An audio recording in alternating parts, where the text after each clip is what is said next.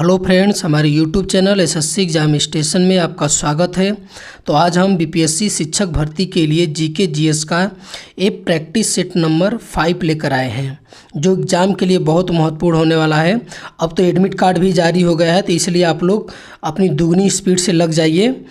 ठीक है, ये एक ही डेढ़ महीने का समय और है, तो आप लोग लग जाइए एकदम अच्छी तरीके से, तो आपका सिलेक्शन भी हो जाएगा। तो हम लोग आइए एक एक करके क्वेश्चन जो है स्टार्ट करते हैं।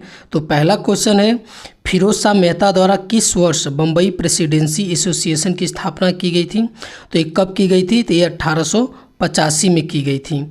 बम्बई प्रेसिडेंसी एसोसिएशन की जो स्थापना किए थे, तो ये फिरोज शाह मेहता के अलावा जो थे ये तैयब जी थे। ठीक है, ये तैयब जी, ठीक, और तैलंग, ये तीन लोगों ने मिलकर बम्बई प्रेसिडेंसी एसोसिएशन की स्थापना किए थे। अगला क्वेश्चन है कि मृत घाटी यानी जिसे हम डेथ वैली कहते हैं, ये क्यों प्रसिद्ध है? तो ये क्यों प्रसिद्ध है? क्योंकि यहाँ पे गर्मी जो है बहुत ज़्यादा है, यहाँ पे तापमान जो बहुत ज़्यादा होता है, ये तकरीबन 54-55 के आसपास ही पहुँच जाता है, इतना ज़्यादा रहता है। तो ये अत्यधिक उष्णता के कारण, ठीक है, यानी अधिक धूप के तापमान के कारण होता है।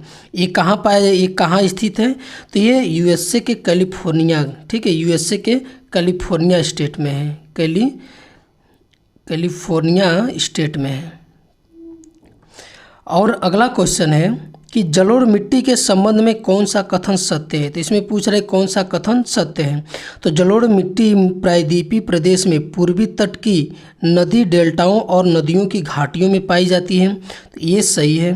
प्रतिवर्ष बाढ़ों द्वारा निक्षेपित होने वाली नई जलोढ़ मृदा को बांगर कहते हैं, तो ये गलत है। नई जलोढ़ मृदा को बांगर नहीं कहते हैं, इसे हम लोग खादर कहते हैं। ठीक है, इसे हम लोग खादर कहते हैं। जो पुरानी जलोढ़ मृदा है उसको हम लोग बांगर कहते हैं। जलोढ़ मृदा में पोटास की मात्रा अत्यधिक पाई जाती है, तो ये भी सही है। तो ऑप्शन कौन सा सही है? 3, 1 और 3 सही है। अगला क्वेश्चन है कि सूर्य ग्रहण की स्थिति में क्या होता है? तो सूर्य ग्रहण स्थिति में क्या होता है? सूर्य ग्रहण में होता है कि जब चंद्रमा सूर्य और पृथ्वी के बीच आ जाता है। ये जो चंद्रमा है सूर्य और पृथ्वी के बीच आ जाता है, तब क्या होता है? सूर्य ग्रहण होता है। तो ये ऑप्शन सी सही है। और चंद्र ग्रहण क्या होता है? जब सूर्य और, ठीक है, जब सूर्य और चंद्रमा के बीच पृथ्वी आ जाती है, तो उसे हम लोग क्या कहते हैं? चंद्र ग्रहण कहते हैं। अगला क्वेश्चन है कि यूरेनियम के भंडारण में निम्नलिखित में कौन सा देश जो है शीर्ष पर है? तो कौन सा देश शीर्ष पर है? तो कौन सा है? ये ऑप्शन आपका सी सही है। ठीक है, यूरेनियम के भंडारण में जो है ये ऑस्ट्रेलिया है पहले नंबर पर। अगला क्वेश्चन है कि निम्नलिखित में कौन सही सुमेलित नहीं है? इनमें से पूछ रहा है कि कौन सा सही सुमेलित नहीं है। तो 10 डिग्री चैनल जो अंडमान और एवं निकोबार द्वीप पर है, ये सही है। डोवर जल डमरू जो है ये किनके बीच है? तो इंग्लिश चैनल और उत्तरी सागर के बीच है, ये भी सही है।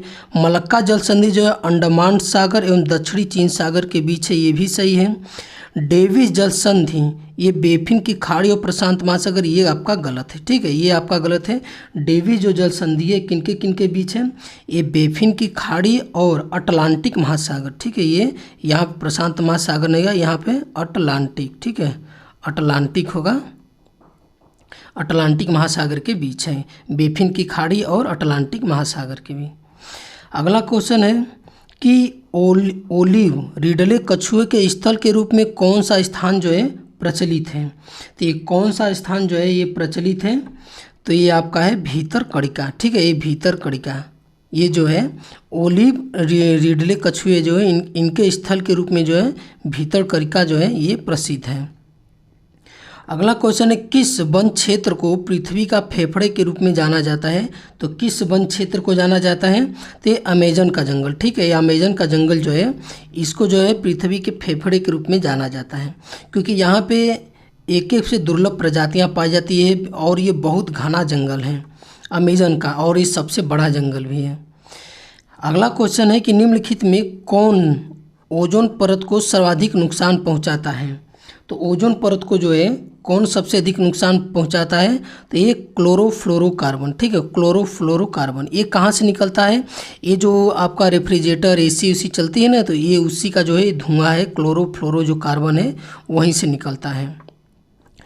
और अगर हम जैसे कि ग्रीन हाउस गैसें इनमें से कौन कौन सी है, तो देखिए ग्रीन हाउस गैसें क्या है, ये कार्बन डाइऑक्साइड, मीथेन, क्लोरोफ्लोरो, जलवाष्प, ये सब कौन सी है, ये ग्रीन हाउस गैसें हैं।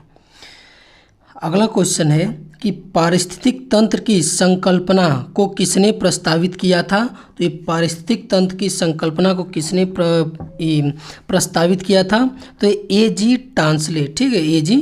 टांसले ने जो है इसको जो है प्रस्तावित किया था, ठीक है।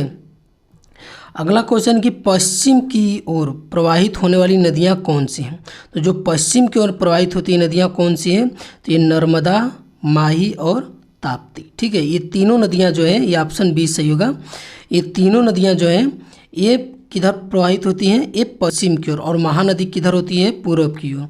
ये जो तीनों नदियां हैं, इनमें से हम नर्मदा नदी की अगर हम बात करते हैं तो जो नर्मदा नदी है ये कहाँ से निकलती है, तो ये मैकाल पर्वत की अमरकंटक की जो चोटी है, अमरकंटक की, ठीक है, अमरकंटक की चोटी से निकलती है, इसका उद्गम स्थान। ये अपने मुहाने पर जो है एक्सचुरी बनाती है, ठीक है, ये अपने मुहाने पे एक्सचुरी बनाती है, और ये कहाँ गिरती है, अरब सागर में।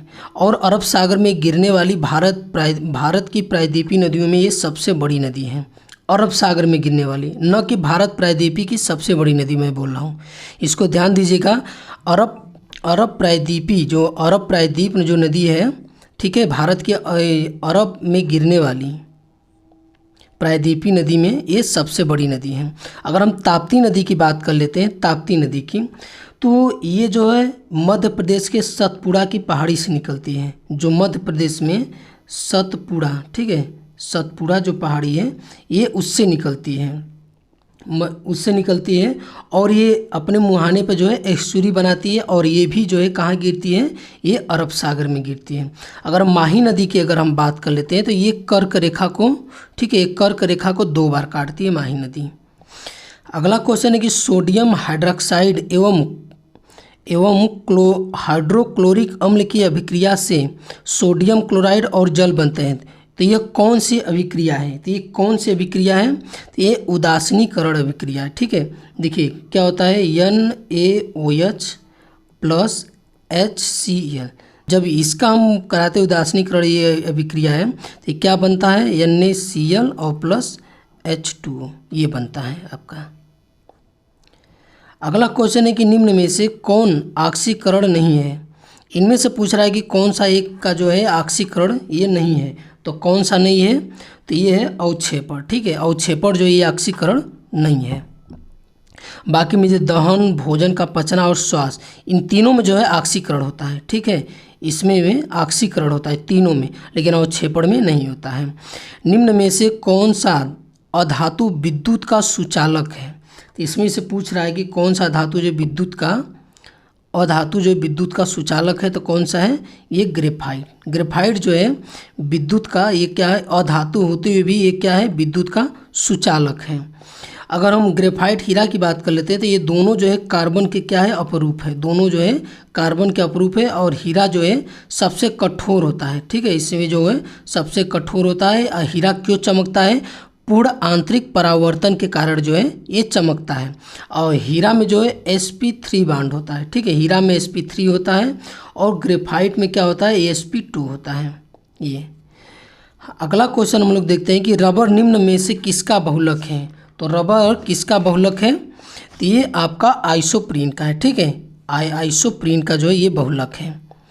और अगर हम रबर की बात कर लेते हैं तो ये प्राकृतिक रबर जो होता है, प्राकृतिक रबर में सल्फर, ठीक है, सल्फर को जब हम इसको मिलाकर गर्म करते हैं तो उस क्रिया को क्या कहते हैं, वल्कनीकरण, ठीक है, वल्कनीकरण कहते हैं इसको हम। और जो है जो प्राकृतिक रबर होता है उसको कठोर बनाने के लिए हम उसमें क्या मिलाते हैं, उसको हम कठोर बनाने के लिए इसमें हम क्या मिलाते हैं, एक कार्बन जो है हम उसमें मिलाते हैं। अगला क्वेश्चन कि वास्तविक वस्तु का हमेशा सीधा प्रतिबिंब बनाने वाला दर्पण है, दर्पण होता है, कौन सा दर्पण होता है? तो ये समतल दर्पण और उत्तल दर्पण, इन दोनों में जो है वस्तु जो है वास्तविक वस्तु का हमेशा सीधा प्रतिबिंब बनता है। ठीक है, इसमें जो वास्तविक और वस्तु का सीधा प्रतिबिंब बनता है किसमें? समतल दर्पण और उत्तल दर्पण में। विद्युत चुंबक बनाने के लिए प्रायः किस पदार्थ के छड़ का हम लोग उपयोग किया जाता है? तो किस छड़ का हम लोग उपयोग करते हैं? तो इसमें हम लोग नर्म लोहे का प्रयोग करते हैं। जब भी विद्युत चुंबक बनाना होता है तो हम लोग इसमें नर्म लोहे की जो है हम लोग उपयोग करते हैं। अगला क्वेश्चन बोल रहा है कि निम्न में से कौन सा मिश्रण का पृथक्करण विधियाँ हैं? तो बोला कि अगर मिश्रण है तो उसका कौन सा जो है पृथक्करण विधियाँ हैं, तो कौन सा है? तो ये सभी है। ठीक है, ये सभी है, रवाकरण, निस्यंदन, आसवन और ऊर्ध्वपातन। ये चारों जो है मिश्रण का जो है पृथक्करण विधियाँ हैं। इसमें बस हमसे पूछा है मिश्रण का पृथक्करण विधि, न कि हमको अलग अलग कुछ इसमें कंडीशन देकर पूछा है। नहीं, कंडीशन देकर पूछता तो हमको ये अलग अलग, ये सभी का जो है अलग अलग होता है। तो हमसे सिर्फ ये पूछा है कि मिश्रण का पृथक्करण विधियाँ, तो ये चारों जो है कोई भी मिश्रण हो उसको जो है हम पृथक करने की चारों विधि अपनाते हैं। अगला क्वेश्चन है कि मनुष्य में मादा जनन अंग से किस हार्मोन्स का स्राव होता है? तो किस हार्मोन्स का होता है? तो ये एस्ट्रोजन, प्रोजेस्टेरॉन, रिलैक्सिन। ठीक है, इन तीनों हार्मोन्स का जो है मादा जननांग से जो है इसका स्राव होता है। अगर हम एस्ट्रोजन की अगर बात कर लेते हैं तो यह जो है अंडवाहिनी के परिवर्धन को पूर्ण करता है। ठीक है, एस्ट्रोजन जो है ये अंडवाहिनी को, ठीक है, अंडवाहिनी की परिवर्धन को क्या करता है? ये पूर्ण करता है। और जो प्रोजेस्टेरॉन है, ठीक है, ये प्रोजेस्टेरॉन जो है ये जो है एस्ट्रोजन से सहयोग करके जो है स्तन की वृद्धि करता है। ठीक है, ये जो है एस्ट्रोजन के साथ मिलकर जो है स्तन की क्या करता है? ये वृद्धि करता है। और रिलैक्सिन जो हार्मोन्स है ये क्या करता है कि ये जो है गर्भाशय की ग्रीवा को चौड़ा कर देता है, ताकि जो है बच्चा जो है आसानी से जो है वो पैदा हो सके। ठीक है, रिलैक्सिन जो हार्मोन से इसका काम है कि गर्भाशय की ग्रीवा को चौड़ा करना, और ताकि बच्चे जो है अच्छे से, मतलब कि आसानी से जो है पैदा हो सके। अगला क्वेश्चन है कि हमको सुमेलित करना है। ठीक है, हमको सुमेलित करना है कि टोकोफेरॉल, पहले हम ये देख ले टोकोफेरॉल, विटामिन ई का जो है क्या नाम है? वैज्ञानिक नाम इसका नाम है टोकोफेरॉल। ठीक है, और है इसका नाम है नेप्थोक्विनोन, नहीं, ये फिलोक्विनोन है। ठीक है, ये फिलोक्विनोन है, इसका नाम है फिलोक्विनोन। ठीक है, इसको हम विटामिन के का नाम है, विटामिन के का क्या नाम है? फिलोक्विनोन। और विटामिन B1 का नाम है थायमिन और साइनोकोबालामिन किसका है? ये विटामिन B12 का। ठीक है, ये हम लोग इसका जान गए कि किस विटामिन को क्या कहते हैं। ठीक है, टोकोफेरॉल विटामिन ई को कहते हैं, और फिलोक्विनोन जो है विटामिन के को कहते हैं, थायमिन जो है विटामिन B1 को कहते हैं, और साइनोकोबालामिन जो है विटामिन B12 कहते हैं। ठीक है, अब इसका हम लोग कार्य देखते हैं, इसमें कौन सा सुमेलित है। तो ठीक है, तो हम लोग देखते हैं। तो टोकोफेरॉल है, तो इसका क्या होगा? ये टोकोफेरॉल जो है ये जनन क्षमता की कमी करता है। ठीक है, जनन क्षमता की कमी इसका ये हो जाएगा। नेप्थोक्विनोन क्या है? ये आपका जाएगा, ये नेप्थोक्विनोन है, ये फिलोक्विनोन। ठीक है, मैंने बताया ना फिलोक्विनोन, ये चोट लगने पर जो है रक्त के थक्का न जमने से अधिक स्रावित होता है। ठीक है, ये हो जाएगा। और थायमिन, ठीक है, थायमिन का मतलब क्या है? बेरी। और उसके बाद साइनोकोबालामिन क्या है? तंत्र की गड़बड़ियाँ। ठीक है, ये तो ऑप्शन कौन सा सही है? ऑप्शन बी सही है। अगला क्वेश्चन हम लोग देखते हैं कि अमीबा में भोजन का अंतःग्रहण किसके द्वारा होता है? तो ये किसके द्वारा होता है? तो ये कूटपाद द्वारा होता है। ठीक है, अमीबा में जो भोजन अंतःग्रहण होता है ये कूटपाद द्वारा होता है। अमीबा जो है एक कोशिकीय जीव है। ठीक है, एक कोशिकीय जीव है। अमीबा जो है एक कोशिकीय जीव है। और कौन है? पैरामीशियम भी है। ठीक है, पैरामीशियम और जीवाणु। ठीक है, पैरामीशियम और जीवाणु ये जो है एक कोशिकीय जीव है। अगर हम बात कर लेते हैं कि ये तो एक कोशिकीय है, अब कोई ऐसा जीव बताइए जिसमें कोशिका होता ही नहीं है, तो कौन सा है? ये विषाणु। ठीक है, ये विषाणु जो है, इस विषाणु में जो है, ठीक है, कोई कोशिका नहीं पाई जाती है। ये विषाणु में कोई कोशिका नहीं पाई जाती है। अगला क्वेश्चन है कि निम्न में से कौन ऊर्जा का मात्रक है। ठीक है, हमसे पूछ रहा है कि कौन सा ऊर्जा का मात्रक है। ऊर्जा का मात्रक क्या होता है, ये जूल होता है। ठीक है, जूल होता है। जूल को और क्या कहते हैं, न्यूटन मीटर कहते हैं। ठीक है, ऊर्जा का मात्रक जूल होता है और क्या होता है, न्यूटन मीटर होता है, न्यूटन मीटर। और उसके बाद अगर हम शक्ति की बात कर लेते हैं, ये जूल पर सेकेंड, इसकी बात कर लेते हैं तो किसका मात्रक है, ये है आपका शक्ति का। ठीक है, ये जूल पर सेकेंड जो है ये आपका शक्ति का जो है मात्रक है। अगला क्वेश्चन हम देखते हैं कि संविधान के किस भाग में सहकारी समितियों का उपबंध है। तो किस भाग में है, तो भाग 9 के ख में। ठीक है, 9 के ख में जो है सहकारी समितियों का जो है उपबंध है। भाग 9 में क्या है, भाग 9 में जो है पंचायतें। ठीक है, पंचायतें जो है भाग 9 में है। अगर भाग 9 के क की हम बात करें तो इसमें क्या है, नगर पालिका। ठीक है, नगर पालिका है। अगर हम भाग 10 की बात करें तो इसमें क्या है, अनुसूचित, क्या है, अनुसूचित और जनजाति क्षेत्र। ठीक है, और जनजाति क्षेत्र भाग 10 में है। अगला हम लोग देखते हैं, अगला क्वेश्चन है कि निम्न कथनों पर विचार कीजिए। ठीक है, तो ये बोलता है कि उच्चतम न्यायालय 6 प्रकार के रीट जारी करता है और जबकि उच्च न्यायालय जो है 5 प्रकार की रीट जो है ये जारी करता है। ठीक है, तो ये आपका जो है कथन क्या है, ये गलत है। ऐसा कोई नहीं कि उच्चतम न्यायालय 6 प्रकार की और जबकि उच्च न्यायालय जो है 5 प्रकार की, ये आपका गलत है। अनुच्छेद 32 के तहत जो है सर्वोच्च न्यायालय जो है रीट जारी करता है, जबकि अनुच्छेद 226 के तहत उच्चतम न्यायालय जो है रीट जारी करता है। ठीक है, तो ये आपका सही है। तो अनुच्छेद 32 का सर्वोच्च न्यायालय और अनुच्छेद 226 के तहत उच्च न्यायालय। ठीक है, ये दोनों जो है 32 और 226 के तहत जो है रीट जारी करते हैं। तो ऑप्शन कौन सा सही है, बी सही है।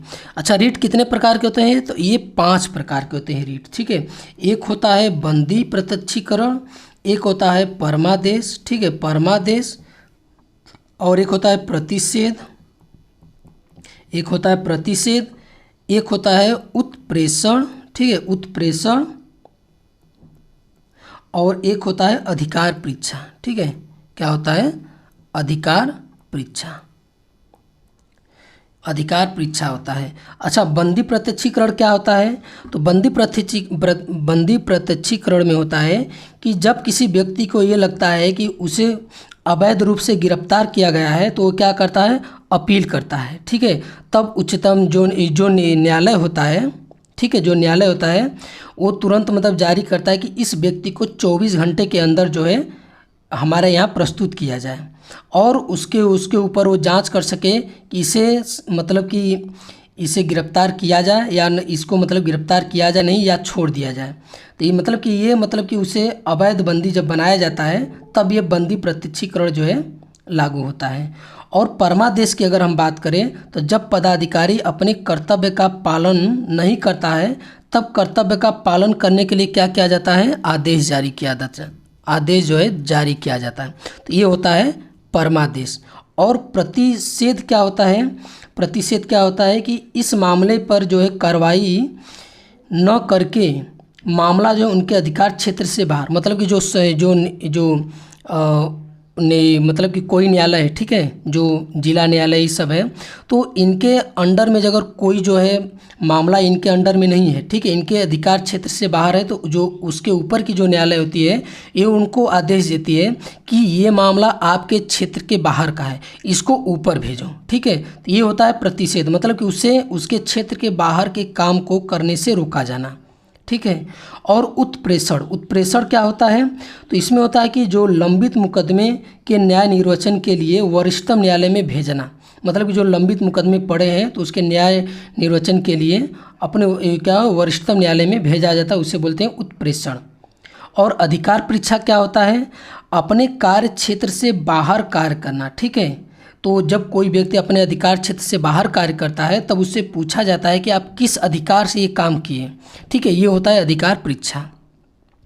अब आगे हम लोग देखते हैं, अगला है कि मौलिक कर्तव्य के संबंध में निम्न में से कौन सा कथन सही है। तो इसमें कौन सा कथन पूछ रहा है कि सही है, तो इसमें सरदार स्वर्ण सिंह समिति के सुझाव पर भारतीय संविधान में मौलिक कर्तव्य जोड़ा गया, तो ये आपका क्या है, सही है। सरदार स्वर्ण सिंह समिति ने संविधान में 8 मूल कर्तव्यों को जोड़े जाने का सुझाव दिया था, तो ये आपका क्या है, ये आपका गलत है।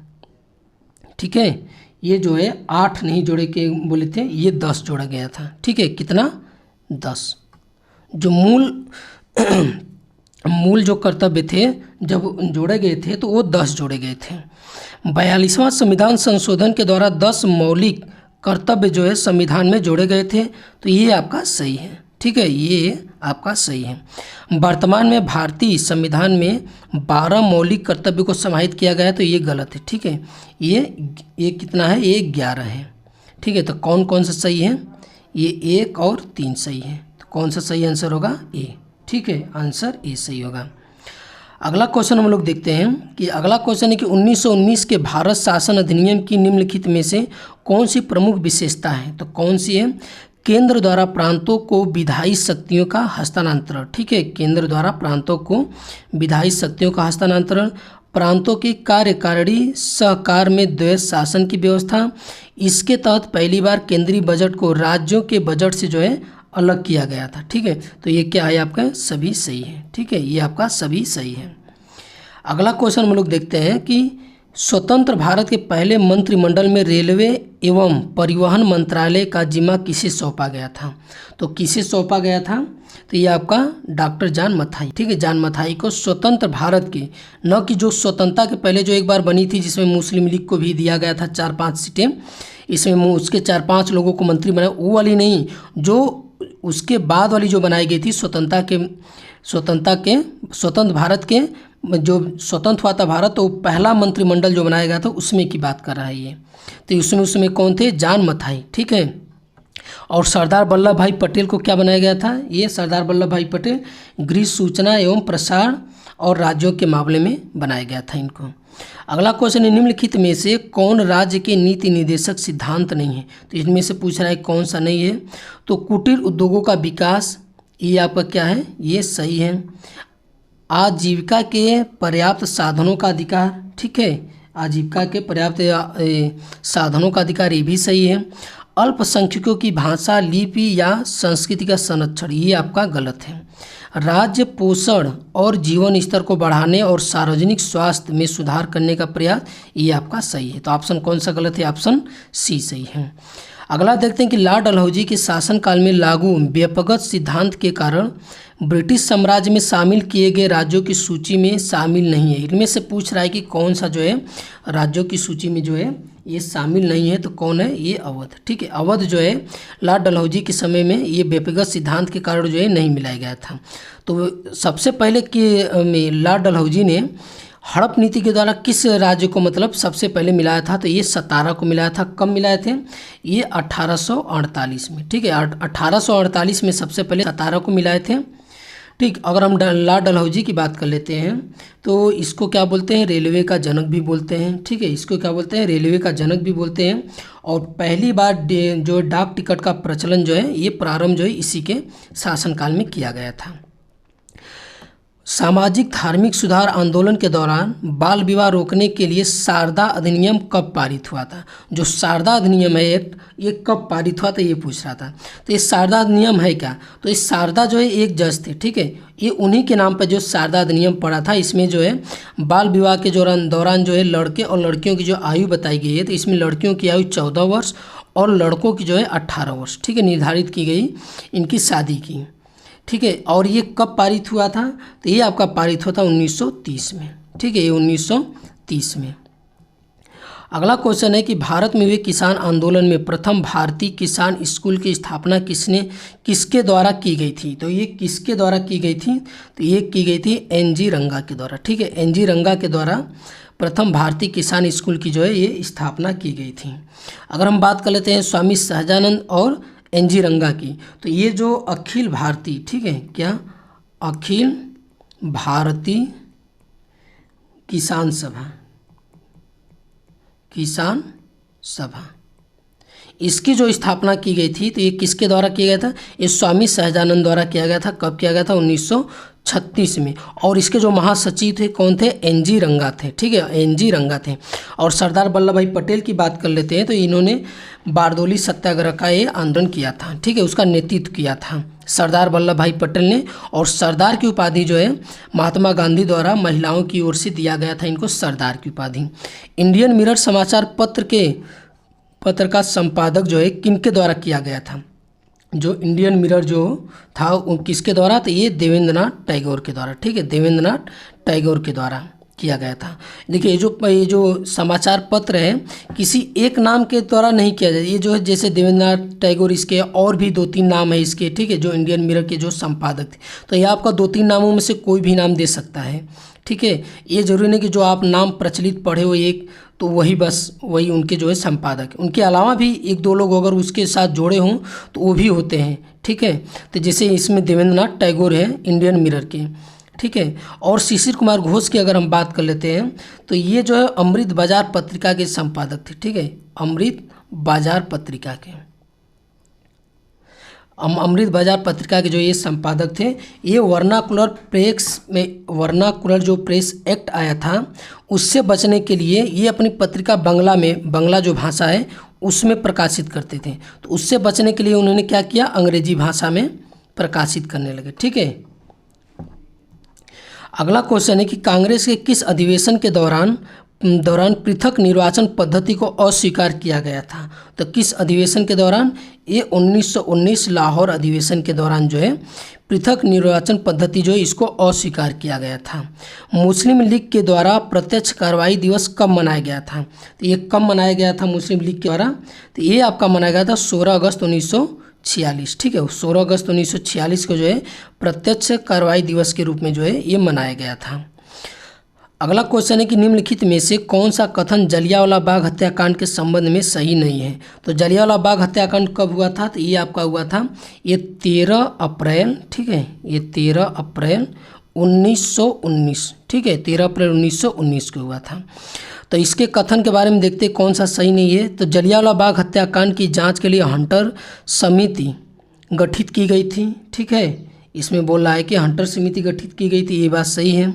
सैफुद्दीन किचलू और डॉक्टर सत्यपाल की गिरफ्तारी के विरोध में जो ये सभा आयोजित की गई थी तो ये भी सही है। इसके उपरांत गांधी जी ने केसर-ए-हिंद की उपाधि लौटा दी, ये भी सही है। इसके उपरांत गांधी ने सत्याग्रह का प्रथम सफल प्रयोग किया, तो ये आपका गलत है। ऑप्शन डी जो है इसका गलत है। भारत में चांदी का सर्वप्रथम किस काल में भारत में चांदी जो है सर्वप्रथम किस काल में पाई गई? ठीक है, ये बोला है कि भारत में जो है चांदी सर्वप्रथम किस काल में पाई गई थी? तो ये किस काल में? तो ये हड़प्पा सभ्यता। ठीक है, हड़प्पा सभ्यता काल में जो है चांदी जो है सर्वप्रथम पाई गई थी। किस शासक ने शिलादित्य की उपाधि धारण की थी? तो किस शासक ने? तो ये हर्ष ने। ठीक है, हर्ष ने जो है ये शिलादित्य की जो है उपाधि धारण की थी।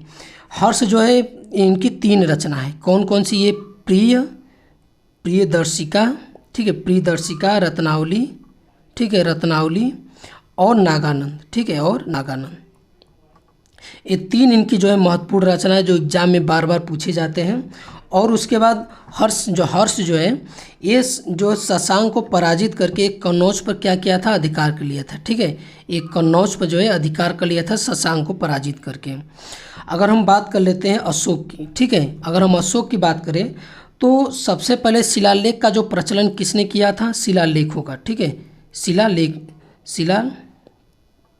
शिलालेख का जो प्रचलन किसने किया था? ये अशोक ने सबसे पहले किया था। और इन्होंने कलिंग पर आक्रमण किया था। तो कब किया था? 261 ईसा पूर्व में जो है इन्होंने जो है आक्रमण किया था कलिंग पर और उसे जीत लिया। और अशोक का सबसे लंबा अभिलेख कौन सा है? तो ये 7वां अभिलेख जो है अशोक का ये सबसे लंबा है। और सबसे छोटा कौन है? रूमी देई का। ठीक है, रूमी देई का जो अभिलेख है ये सबसे छोटा अभिलेख है। अगर हम बात कर लेते हैं कनिष्क की। ठीक है, कनिष्क के काल में जो है बौद्ध संगीति की जो है चौथी बौद्ध संगीति हुई थी। ठीक है, कनिष्क के काल में चौथी बौद्ध संगीति हुई थी। और कनिष्क ने एक संवत चलाया था 78 ईस्वी में। क्या बोलते हैं उसे? शक संवत। ठीक है, उसे बोलते हैं शक संवत, जो भारत सरकार द्वारा प्रचलित में लाई जाती हैं। लाई गई है ना, इसके द्वारा अपनाई गई भारत सरकार के द्वारा। और समुद्रगुप्त की बात कर लेते हैं तो समुद्रगुप्त को क्या बोलते हैं, भारत का नेपोलियन कहते हैं। और जो हरिशेन जो नामक कवि थे तो ये किसके दरबारी थे, तो ये समुद्रगुप्त के, हरिशेन। निम्नलिखित में से किस संत को कृष्ण और विष्णु का अवतार माना जाता है, तो किस संत को, तो ये चैतन्य महाप्रभु को, ठीक है, चैतन्य महाप्रभु जो है इनको जो कृष्ण और विष्णु का जो है ये अवतार माना जाता है।